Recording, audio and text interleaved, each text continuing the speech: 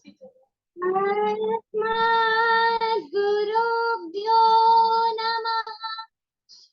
अस्मत् परं गुरुभ्यो नमः। अस्मत् सैव गुरुभ्यो नमः। श्रीमते रामानुजाय नमः। श्रीमात पिता चरण कमलेभ्यो नमः। श्री राधा कृष्ण युगल चरण कमलेभ्यो नमः। अखंड मंडलाकारं व्याप्तयेन चराचरं तत्प्रदं दर्शितं येन तस्मै श्री गुरवे नमः। गजाननं भूतगणादिसेवितं कपित्थजम्बो फलचारुभक्षणम् उमासुतं शोकविनाशकारकं नमामि विघ्नेश्वरं पादुपङ्कजम्। वंशी विभूषितकरां नवनीरदाभात् पीताम्बरात् गरुडबिम्ब फलाधरोष्ठात् पूर्णेन्दु सुंदर मुखात् धरवीन्द्रनेत्रात् कृष्णा परम किमपि तत्त्वं न जानामि। नारायणं नमस्कृत्यं नरं चैव नरोत्तमं देवीं सरस्वतीं व्यासं ततो जयमुदीरये। राधा साध्यं साधनं यस्य राधा मंत्रो राधा मंत्रदात्री च राधा सर्वं राधा जीवनं यस्य राधा राधा राधा वाञ्छि किं तस्य शेषम्। रामाय रामभद्राय रामचन्द्राय वेदसे रघुनाथाय नाथाय सीताय पते नमः। कर्पूरगौरं करुणावतारं संसारसारं भुजगेन्द्रहारं सदा वसन्तं हृदयारविन्दे भवं भवानी सहितं नमामि। नमामि शमीशान निर्वाणरूपं विभं व्यापकं ब्रह्मवेदस्वरूपं निजं निर्गुणं निर्विकल्पं निरीहं चिदाकाशमाकाशवासं भजेऽहम्। अयि गिरिनन्दिनि नन्दितमेदिनि विश्वविनोदिनि नन्दनुते गिरिवरविन्ध्यशिरोदिनि वासिनि विष्णुविलासिनि जिष्णुनुते भगवति हेशितिकण्ठकुटुम्बिनि भूरिकुटुम्बिनि भूरिकृते जय जय हे महिषासुरमर्दिनि रम्यकपर्दिनि शैलसुते। अंजनानंदनं वीरं जानकी शोकनाशनं कपीसमक्षहन्तारं वन्दे लङ्काभयङ्करं। भक्ति भक्त भगवंत गुरु चतुरनाम वपुएक इनके पद वंदन किए नाशत विघ्न अनेक नाशत विघ्न अनेक नाशत विघ्न अनेक।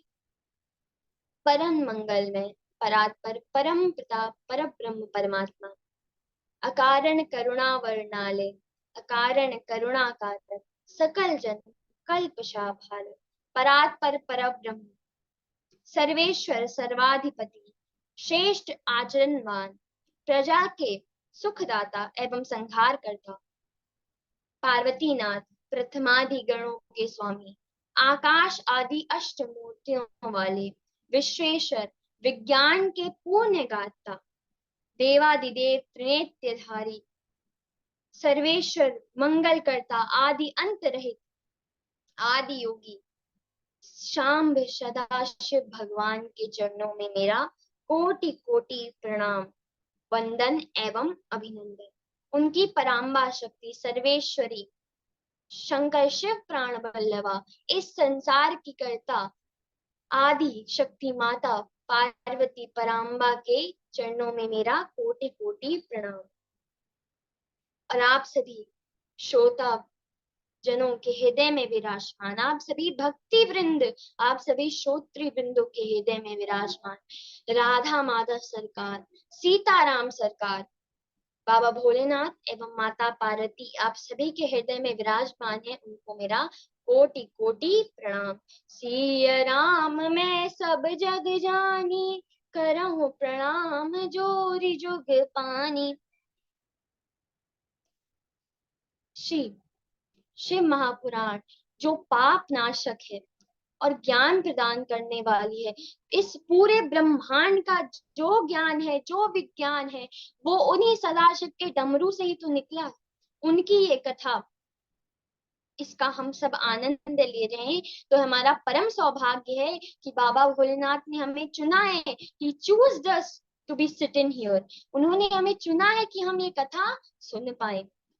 ऐसे ही जैसे आप सब भाग्यशाली हैं, वैसे ही शौनकादि ऋषि बहुत भाग्यशाली हैं।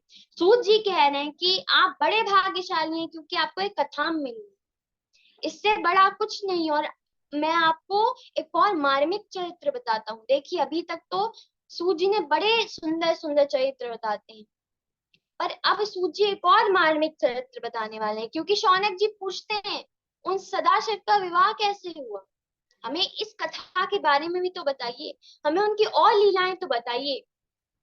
तो श्री सूत जी महाराज कहते हैं, एकास्मिन् समये विप्रा नारदो मुनि सत्तमा, ब्रह्मपुत्रो विनीतात्मा तपोर्थम मना दधे। कि श्री नारद जी महाराज, देखिए, जो भक्तों में शिरोमणि है, ब्रह्म ऋषि हैं, देव ऋषि हैं, और भगवान शिव एवं नारायण दोनों को हृदय में विराजमान करके चलते हैं, परम भक्त हैं। उनके मन में एक बार विचार आता है तपस्या करने का, कि मैं तप करूं, तो हिमालय पर्वत में एक गुफा में जाके तप के लिए बैठ जाते हैं। और इतना शक्तिशाली, इतना लंबा, इतना कठिन तप करते हैं कि देवराज इंद्र को डर लगने लगता है कि अगर इनका तप पूर्ण हो गया और इन्होंने मेरी जो कुर्सी है, इंद्र का पद तो ना मांगे, अरे क्या पता ये स्वर्ग मांग ले, तो मेरा क्या होगा। क्योंकि इंद्र जी बड़े डर लेते, इनको हर समय डर लगता है कि कोई मेरी कुर्सी ले जाएगा, कोई मुझसे स्वर्ग ले जाएगा, क्योंकि इनके कुर्सी के जो पुर्जे है वो हमेशा ढीले रहते हैं। तो अब इनको डर लगा, तो इंद्र जी ने सोचा कि अब क्या करें, तो कामदेव को बुलाते, कामदेव से कहते हैं, सुनो कामदेव, जाओ जरा और इनकी तपस्या भंग कर दो, नहीं तो इंद्रासन तो गया आज, अगर इनका तप पूरा हो गया तो इंद्रासन गया। तो कामदेव जाते हैं और बहुत बार प्रयास करते, अपने सारे बाणों का प्रयास कर लेते हैं कामदेव, जिस काम के प्रभाव से पूरी सृष्टि काममय हो जाती है। पर आज वो कामदेव, जब उन्होंने से बाण चढ़ाए थे, अपनी प्रत्यंचा पे चढ़ाए थे बाण, तब ब्रह्मा जी इत्यादि सारी सृष्टि काममय हो गई थी, पर वो नारद जी को काम के वशीभूत नहीं कर पाए। क्यों? तो श्री शौनक जी कहते हैं कि प्रभु ऐसा क्यों हुआ? सूत जी फिर जवाब देते हैं, अरे ये भी शंभू की माया है, नारद जी ने थोड़ी ना कुछ किया, ये तो शंभू की माया है। क्या? अत्रैव शंभुनाकारी सुत पश्य स्मराणि माँ, अत्रैव दग्ध से नाशो काम मुनि तपोपहा। क्या कहते हैं कि ये तो शंभू की माया है, यहाँ पर पहले आदि योगी बाबा भोलेनाथ ने तप किया था, यहीं पर काम को पहले भस्म किया था, क्योंकि काम के परम शत्रु है बाबा भोलेनाथ। तो वहां तप किया और वहां पर कामदेव आके बाणों का प्रयोग करते हैं बाबा भोलेनाथ पे। शाम सदाशिव भगवान को पता चल जाता है कि कामदेव करें, तो अपने तीसरे नेत्र से उसे भस्म कर देते हैं। तब कामदेव की जो पत्नी है रति, वो बाबा भोलेनाथ के चरणों में गिर जाती है, आती है और कहती है, हे प्रभु मेरे पति दे दीजिए। तब बाबा भोलेनाथ कहते हैं, अरे कामदेव तो कुछ समय में जीवित भी हो जाएगा। और जब यदुवंश कृष्ण अवतारा होय हरण महामहि भारा, कृष्ण तने होए पति तोरा, वचन अन्यथा होय न मोर। कि जब यह कामदेव भगवान श्री कृष्ण जब यदुवंश में अवतार लेंगे, तब उनके पुत्र प्रद्युम्न के रूप में आएंगे। आप इनसे विवाह कीजिए और अभी ये थोड़े समय में जीवित हो जाएंगे, आप चिंता मत कीजिए। और इस स्थान पे जहां मैंने कामदेव को भस्म किया, गुफा में, यहाँ भाव कितना भी प्रयास मेरी के कारण यहाँ हम कुछ नहीं कर पाएगा। और उसी गुफा में उसी जगह पे आज नारद जी तपते हैं।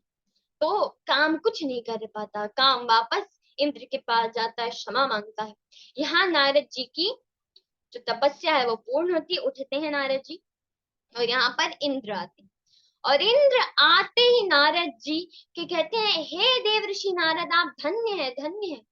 आप तो काम पे विजय प्राप्त कर लिए, जो शिव जी ना कर पाए वो आपने कर दिया। अरे शिव जी तो किए थे, तो उन्होंने काम को भस्म कर दिया था, पर आपने तो क्रोध भी नहीं किया। आप तो धन्य, आप तो धन्य। पर जो पूर्व का वृत्तांत था कि शिव जी ने कामदेव को भस्म किया, वो नहीं बता। क्यों नहीं? क्योंकि शंभू को लीला करनी है। तो कैसे करेंगे? तो कुछ प्लानिंग प्लॉटिंग बनानी पड़ेगी ना।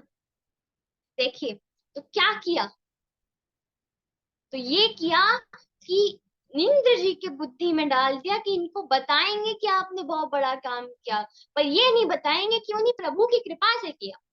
तो अब नारद जी ने जब इंद्र जी की ऐसी बातें सुनी, तो उनको बड़ा अच्छा लगा, और वो भी अब प्रभु की इस माया में फंस गए। देखिए, जो प्रभु की माया है ना, ये बड़ी, इससे निकलना बड़ा कठिन है। हम बड़ा प्रयास करते हैं कि निकल जाए, पर जब तक वो कृपा नहीं करेंगे, जब तक बाबा भोलेनाथ की कृपा नहीं होगी, तब तक इस माया में फंसे रहेंगे, फंसे रहेंगे। करोड़ों से करोड़ों जन्म निकल जाएंगे, हम प्रयास कर लें कि हम निकल जाए माया से, नहीं निकल सकते, हमें सामर्थ्य नहीं। दुर्गेया शांभवी माया सर्वेषां प्राणिनामिह, भक्तिं विनार्पितात्मानं तया सम्मोहयते जगत। कि ये पूरे जगत को कौन चलाती है? किसके बस में है पूरा जगत? माया, मायामय जगत है ये। और हम कितना भी प्रयास कर लें कि हम माया से निकल जाए, नहीं निकल सकते। पर जिसकी माया है वही हमें निकाल सकता है। तो प्रभु की माया है, प्रभु के हाथ में माया है, बाबा भोलेनाथ के हाथ में माया है। तो वो माया से कहेंगे इस पे दृष्टि मत डालो, तो माया उस पे क्यों दृष्टि डालेगी? तो बाबा भोलेनाथ के चरणों में समर्पित हो जाओ, रो के कहो, प्रभु मुझे इस माया से निकाल लो, मैं मैं सामर्थ्यवान ही नहीं हूँ, मैं कुछ कर ही नहीं सकता, मेरी क्या हिम्मत। मैं तो, अरे ये तो पूरे जगत को नचाती है, मुझे भी नचाती है, पर आप इसे नचाते हैं, आप तो पूरे संसार को अपने डमरू पे नचाते हैं। तो आप ही मुझे इस माया से बचाइए। तो बाबा क्यों नहीं करेंगे? इनका नाम ही भोले हैं, इतने भोले हैं ये, भस्मासुर को वर दे देते। तो अगर हम इनके चरणों में सच्ची निष्ठा के साथ समर्पित होंगे, तो क्यों बाबा भोलेनाथ नहीं करेंगे? बिल्कुल करेंगे। तो इस माया में फंस के नारद जी को अभिमान हो जाता है और उनका ज्ञान नष्ट हो जाता है और खुद को बहुत बड़ा समझने लगते हैं। देखिए, सबसे बुरी चीज अहंकार, भक्ति नष्ट हो जाती है, सब नष्ट हो जाता है, जितना कुछ है सब नष्ट हो जाता है। दक्ष का अहंकार देख लीजिए, रावण का अहंकार देख लीजिए, उद्धव जी का अहंकार देख लीजिए। किसी के अहंकार ने जब तक उस व्यक्ति का सर्वनाश नहीं कर लिया, तब तक छोड़ा नहीं उसे। हर हम अहंकार करके बैठते हैं कि मैं बहुत कुछ हूँ। हमारी स्थिति, हमारी इस अहंकार की स्थिति वैसी है, जो एक हाथी को खूब सारे मच्छर परेशान कर रहे होते हैं, और उनका मच्छरों का जो सैलाब होता है, उस टाइम मैं मच्छरों का नहीं, मैं पूरे जगत का राज हूँ। देखो हाथी तक मुझसे डर रहा है, उसके कान में बार बार परेशान करता है, सूंड में बार बार परेशान करता है वो मच्छर। वो खुद को बहुत बड़ा समझता है कि मैं बहुत बड़ा हूँ, पर अचानक से उस हाथी के पैर के नीचे जाता है और हाथी से पैसे कुचल लेता है। वैसे ही हम समझते हैं कि हम पूरे जगत के उस मच्छर की तरह, हम पूरे जगत के राज हैं। अरे किसी की क्या हिम्मत, मैं किसी प्रधानमंत्री से कम हूँ? मैं तो पूरे जगत का प्रधानमंत्री हूँ। पर एक बात देखिए, कोटि ब्रह्मांडों में हमारा एक ब्रह्मांड, अनंत आकाश गंगाओं में, अनंत गैलेक्सीज में हमारी गैलेक्सी, उसमें भी हमारा ये जो सोलर सिस्टम होता है, जिसे कहते हैं अंतरिक्ष मंडल, ये उसमें भी एक छोटा सा ग्रह पृथ्वी। उस पृथ्वी के अंदर भी इतने सारे कॉन्टिनेंट्स होते हैं, यूरोप होता है, अमेरिका होता है, नॉर्थ अमेरिका, साउथ अमेरिका, इतनी सारी जगह। उसमें भी एक छोटा सा एशिया, ये उसके भी अंदर भारत एक देश, उसमें भी एक छोटी सी जगह उत्तर प्रदेश, उत्तर प्रदेश में भी एक छोटा सा शहर लखनऊ, लखनऊ में भी एक छोटी सी कोई, और उस करके हम रहते हैं, हम समझते हैं हम पूरे ब्रह्मांड पे राज कर रहे हैं। आप देखेंगे ये, हम कितने छोटे हैं। एक दो तीन लोग हमें जानते हैं, दो तीन लोग हमारी बात मानते हैं, तो हम समझ लेते हैं पूरा संसार मेरी बात मानता है, मैं इस संसार का राजा। ऐसा थोड़ी ना है। देखो इस संसार का एक ही राजा है, एक ही संसार को चलाता है, एक ही पूजनीय है, एक है, और वो है बाबा भोलेनाथ, और कोई नहीं है, ना मैं ना आप। गुरु जी का इंटरनेट परेशान कर रहे हैं।